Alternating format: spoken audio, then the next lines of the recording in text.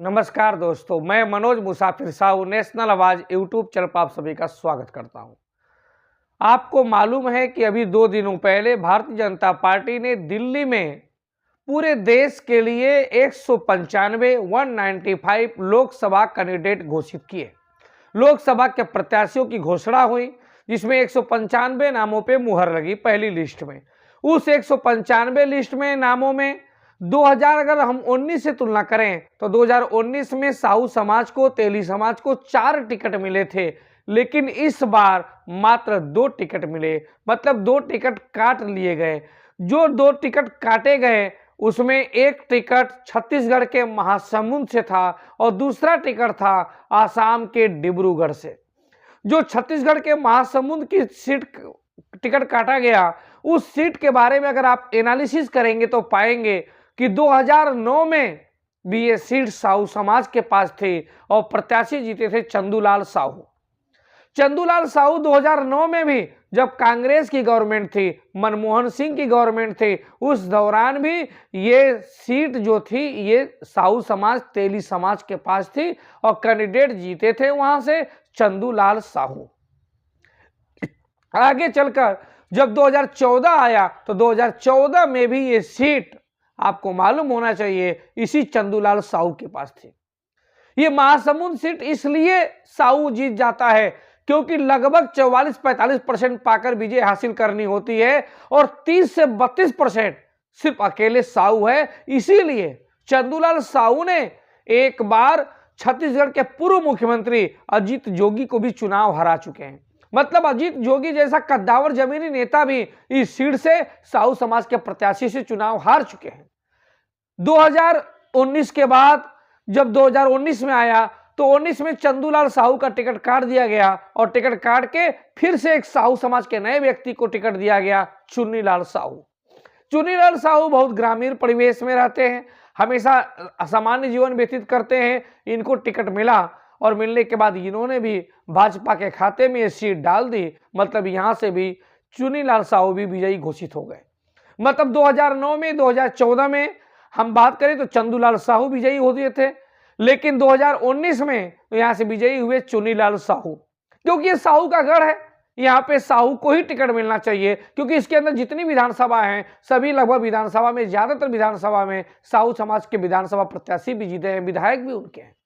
ये ऐसा लोकसभा है जिसमें साहू समाज की आबादी बहुत ज्यादा है। लेकिन इसके बावजूद भी मोदी जी ने 2024 के लिए जो कैंडिडेट की घोषणा की, इसमें साहू को दरकिनार कर दिया क्योंकि उनको जलन हो गई थी। उनको लग रहा था कि नहीं यार, यहां से तो एक साहू हमेशा जीत रहा है, 2009 में भी जीता, 14 में भी, 19 में भी। अब यहाँ पे साहू समाज का वोट ज्यादा है, इसलिए इस वोट का हम लोग यूज कर ले किसी अन्य बिरादरी को जिताने में। अब यहाँ पे इनको दरकिनार करते हुए एक नई कैंडिडेट घोषित हुई, रूप कुमारी चौधरी जी। रूप कुमारी चौधरी जी को, अब स्वाभाविक बात है यहाँ पे तेली का वोट ज्यादा है, भाजपा इसी लिहाज से खड़ा की है कि तेली वोट देगा और जीत जाएंगे। लेकिन मैं, जितने भी छत्तीसगढ़ के महासमुंद से तेली समाज के, साहू समाज के लोग मुझे सुन रहे हैं, मैं मनोज मुसाफिर उनसे अपील कर रहा हूं कि अगर कांग्रेस इस महासमुंद सीट से प्रत्याशी फिर से दे देती है वही साहू समाज का, जैसे कि पिछली बार धनेन्द्र साहू कांग्रेस से थे और वो हार गए थे, अगर फिर से किसी भी साहू समाज के व्यक्ति को अगर महासमुंद सीट से कांग्रेस टिकट देती है तो आप सभी लोग एक साथ लामबंद होकर लोकल कैंडिडेट को, साहू समाज के कैंडिडेट को जिताइएगा। ये नहीं होना चाहिए कि मोदी जी के नाम पे वोट पड़ना चाहिए।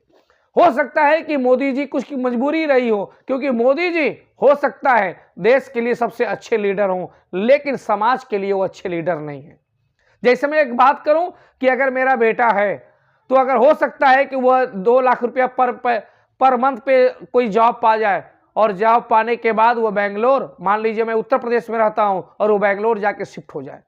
हो सकता है कि उसकी जो लाइफ स्टाइल है वो लग्जरी हो, वो पूरी दिन रात पूरी लग्जरी लाइफ जीता हो, लेकिन हम अगर उत्तर प्रदेश में रहते हैं, अगर वो हमें 2000 रुपये भी 2 लाख में हमारे ऊपर खर्च नहीं करता है और हम भूखे मरते हैं, तो बताओ मैं उस बेटे को लायक बोलूं कि नालायक बोलूं?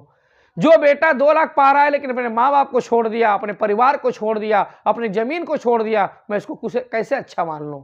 ठीक उसी प्रकार से मोदी जी है हमारे इस समाज के बेटे, लेकिन अगर वो हमारे समाज को आगे नहीं बढ़ाएंगे, हमारे समाज के लोगों की पीड़ा को नहीं समझेंगे, जहां पे हमारी आबादी कम है वहां तो टिकट देते नहीं और जहां ज्यादा है वहां से भी टिकट काट लेंगे, तो बताओ मैं उनको अच्छा बोलूं कि खराब बोलूं, लायक बोलूं कि मैं नालायक बोलूं, क्या बोलूं और क्यों उनकी बात मानूं। इसलिए मैं अपील करना चाहता हूं कि अगर आपने इस सीट से किसी भी अन्य कैंडिडेट को जिता दिया तो भविष्य में फिर से चुनाव होंगे जब लोकसभा के, तो आपके समाज को टिकट वहां नहीं मिलेगा। लेकिन यदि आपने हरा दिया तो पार्टियों को मालूम चल जाएगा कि ये साहू बाहुली सीट है, अगर किसी दूसरे प्रत्याशी को खड़ा करेंगे तो साहू लोग लामबंद होकर चुनाव हरा देंगे। इस वजह से उनकी मजबूरी होगी अगले चुनाव में फिर से साहू समाज के व्यक्ति को टिकट देने की। तो इस बार वहां से साहू समाज का कैंडिडेट नहीं है। जितने भी लोग भाजपा माइंडेड भी हैं तो तन से आप भाजपा का झंडा ढोइए, लेकिन मन से आप वोटिंग के दिन जाकर इनको चुनाव हरा दीजिए, जिससे कि आपके आने वाली पीढ़ी आने वाले समय विधायक और सांसद बनते रहें, नहीं तो खुद आप पैरों पे कुल्हाड़ी मार देंगे। धन्यवाद।